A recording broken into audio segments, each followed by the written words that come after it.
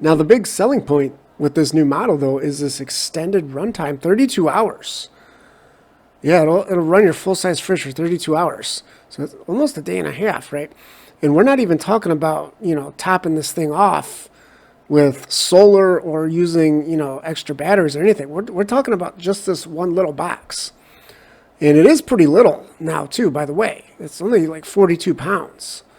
So it's like huge weight reduction over the old model. So now they say they've achieved this with this new OptiSave technology. So yeah, evidently the power consumption is only 9 watts when it's idle now. Now they don't specifically state is that AC or DC, but it's got to be AC, right? It's got to be AC because they're talking about powering a full-size fridge. So yeah, that would be incredible actually if this 2400 watt inverter only uses 9 watts. And what's interesting about this is they finally figured this out. They finally figured out that if you put the extra battery on the bottom, instead of stacking it on top of the power station, it elevates the power station so you can just access all the ports, look at the screen easier. And by the way, you can actually use one of Anker's other extra batteries, the B3000. Which is actually 3 kilowatt hours. So yeah, you can expand this for a total of 5 kilowatt hours. But just note, it's limited to 1 extra battery. So it's either going to be 4 or 5. Now, as I mentioned, the size on this thing, the size and weight is much, much smaller, much more portable than the old model. Well, in a way. Right, in a way. The problem is you're always going to have to lift this thing. And 42 pounds is still a good amount of weight to lift, right? Whereas the old model, you could roll it around. Even with a 2400 watt inverter, they're saying you can only do 1800 watts out of the standard wall outlet sockets. But what's interesting is if you actually zoom in, you'll see that they're actually the 20 amp style outlets. Just keep this in mind. The 20 amp sockets here can only do 15 amps. The 30 amp can only do 20 amps. It's a little confusing, isn't it? Now what's even more confusing is the surge rating. Because they like to advertise, they talk about this 4,000 watts of peak power. But actually, down in the listing, they do admit that the surge is only 3,000 watts. And so you might be wondering, like, well, what is 4,000 watt? What does peak power mean? Well, I think what it means is they're talking about that voltage reduction feature. They used to call it surge pad. I think they've kind of dropped that name. And, generally when you're talking about high output numbers like this, chances are you'd probably be using something that's voltage sensitive. So you don't really want to, basically the moral of the story here is Anker typically doesn't have, a large overhead on their inverters. They don't have, we'd like to see kind of the surge rating be double the continuous rating.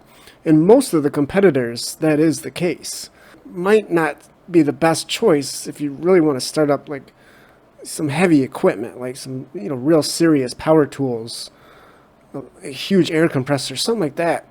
Just keep that in mind.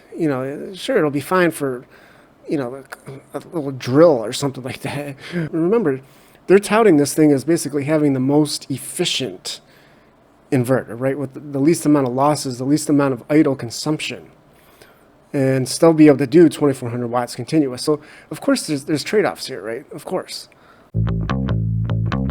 And then they don't even mention the 12 volt. You notice that? Where is it? They talk about everything else. They forgot, I guess they forgot to mention that there is a 12 volt car socket on the front. So there's only one though. That's the old model had two. And then for solar, 800 watts. And it's a little disappointing here. It's basically your standard solar input. 60 volts and 17 amps. So if you want to get 800 watts, it's going to be difficult, isn't it? And this is a new feature. This is a feature in the app. They said this is like Storm Guard. So this is actually a good idea. If you get a weather alert, it'll actually basically have the power station charge up, try to top off the battery before the storm comes. This is bizarre. I mean, this thing is, if you need to take up like your entire wall to mount this thing, I don't know. The thing looks like it's like 3-4 feet, doesn't it? All the other competitors, you can pretty much hold them in your hand.